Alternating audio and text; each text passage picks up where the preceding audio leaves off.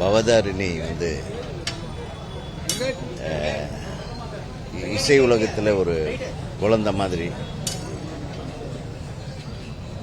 அது ஒரு 5-6 வயசில் இருக்கும்போது இருந்தே எனக்கு பவதாவை தெரியும். அந்த குழந்தை எந்த அளவுக்கு குழந்தை மனதோடு இருந்ததோ அதே மாதிரி தான், எந்த ஒரு அப்பலுக்கு இல்லாத ஒரு யதார்த்த குணமுடைய ஒரு குழந்தையா இளையராஜா சாரோட முதல்வி பவதாரிணி இருந்தாங்க.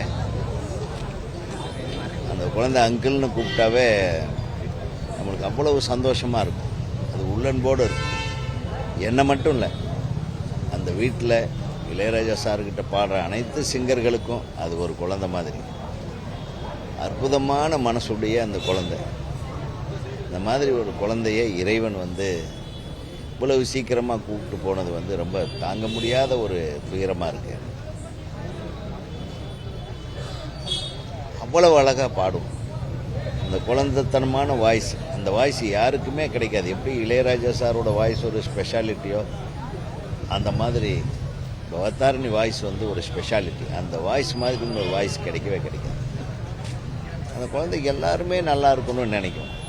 10 படத்துக்கு மியூசிக் பண்ணியிருக்கோம், உங்களுக்கு தெரியுமா? ஹிந்தி உட்பட 10 படத்துக்கு மியூசிக் பண்ணியிருக்கோம்.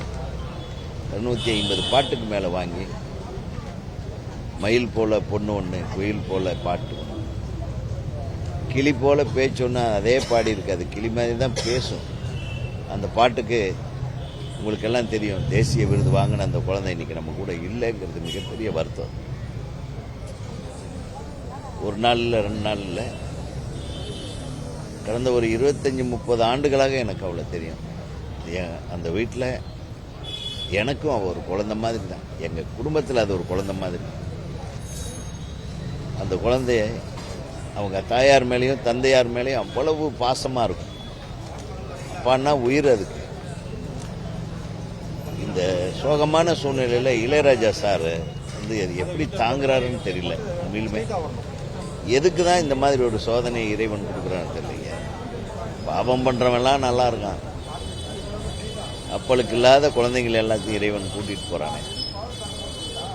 நான் இறைவனை வந்து ரொம்ப நொந்துக்கிறேன் இந்த விஷயத்தில். அந்த குடும்பத்துக்கும் அனைவருக்கும். ராஜா சாருக்கு நான் எப்படி ஆறுதல் சொல்கிறதுனே தெரியல. ஏன்னா அவர் முகத்தை என்னால் பார்க்கவே முடியல. அவ்வளவு உணர்விழந்து கிடக்கு அவருடைய முகம். அப்படி ஒரு இளையராஜாவை நான் பார்த்ததில்லை. ஒரு மிகப்பெரிய தாக்கத்தை, ஒரு கோபத்தை இறைவன் நம்மக்கிட்ட உண்டு பண்ணியிருக்கானா அது இன்னைக்கு தான் எனக்கு என்னை பொறுத்தவரையில். சமீபத்தில் விஜயகாந்த் சாரை அது மாதிரி. அதுக்கு அடுத்தது நல்லவங்கெல்லாம் போயிட்டுருக்காங்களே, இது என்னன்னே தெரில. இசை உலகத்துக்கு மட்டுமில்லை, இந்த குடும்பத்துக்கு மிகப்பெரிய பேரிழப்பு. அது சுற்றிக்கிட்டு இருந்தால் ஒரு மகாலட்சுமி வீட்டில் சுற்றிட்டு இருக்கிற மாதிரியே இருக்கும்.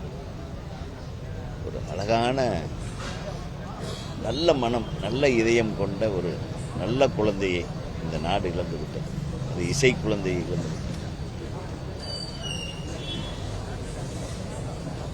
என்னுடைய ஆழ்ந்த இரங்கலை தெரிவிச்சுக்கிறேன்.